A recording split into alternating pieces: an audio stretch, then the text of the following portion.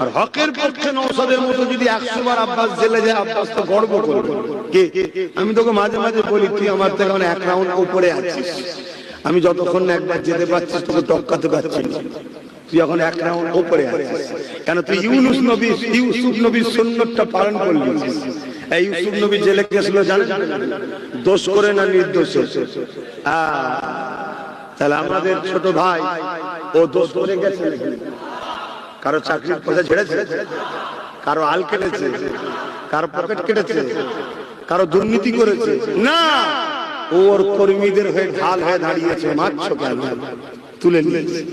রাত 12টা পর্যন্ত মিটিং হচ্ছে, কি করব, ভরবো না ছাড়বো, ভরবো না ছাড়বো। জাত না হলে তো জাতকে কাটতে পারে না। ট্যাকেল করে দেবো, খুনি ভরে দেন না।